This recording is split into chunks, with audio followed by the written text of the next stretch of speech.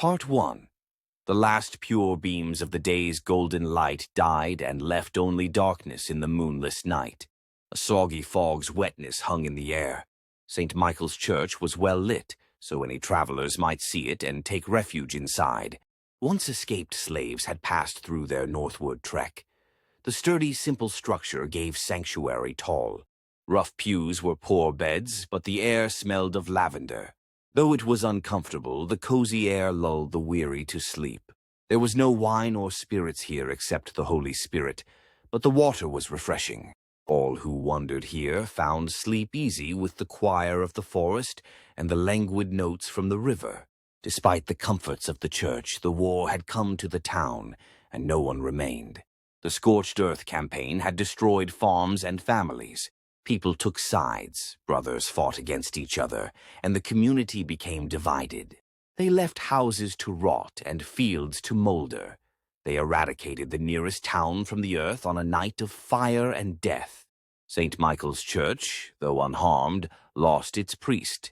He tried to stop brothers in a quarrel over the war. Both had shot the priest, sure that he supported the other. With the death of the priest, the nameless backwater expired. Despite the death of the priest, the community quickly resurrected the church.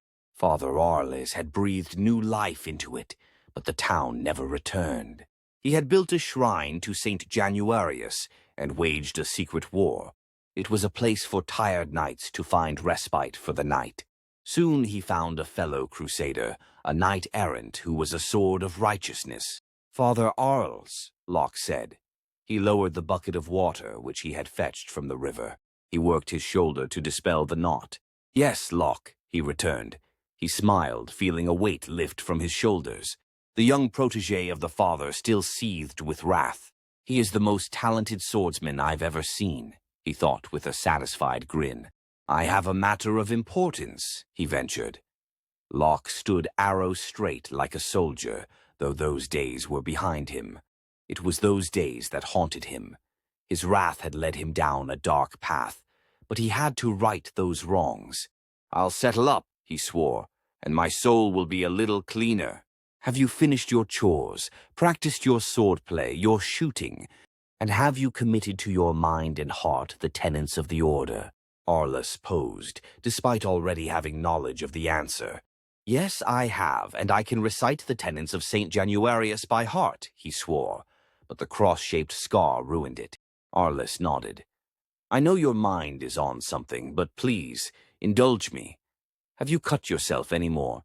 he asked and searched Locke's face. "Any little crosses of penance?"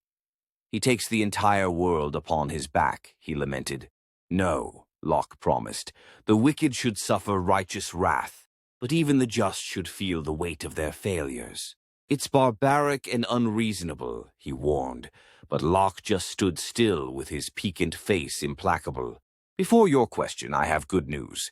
I will bestow upon you the rank of initiate." Locke beamed, and Father Arles embraced him. "This is truly a momentous day."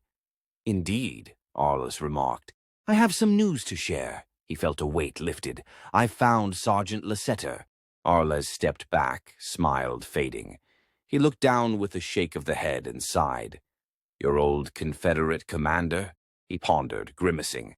"Yes, I have learned of his location," Locke divulged, but the father drew away. "We can finally find Nuit." "She has eluded me for a long time, too long," he cursed.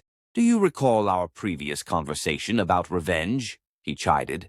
"It isn't revenge, it is justice," he vowed. His face darkened with loathsome memories. "Someone has to make it right. I know you wish to right wrongs, but revenge is unjust and will endanger your soul." Father Arles grabbed an ornate box. "Don't make me regret my decision." He sighed, for his protégé's righteousness scared even him. He searched the room for some patience for him. "What of Anastasia? I think she may have taken a liking to you. She is a good woman." He turned away, face burning. "She is a fine woman," he managed, but kept his eyes away. "I don't deserve anyone like Anastasia," he knew. "If I couldn't save Etienne, my wife, it is safer to leave her alone." Locke's mind turned to the other Etienne, who was like his dead lover. Strangely, I should find another that looks so much like her. I understand that another pursues you, he frowned. Who you saved. Arienne sounds nice, but I've never met her, so I have no thoughts about her. Anastasia isn't a maiden who'll faint in a fight. Arles paused, for he knew Locke's Anna was one of the Lupercalia. The wolf women were extremely dangerous and intelligent, but that was for him to discover. Her sister Valara certainly isn't keen on you, he smiled, but knew the cub mate was an extraordinary warrior.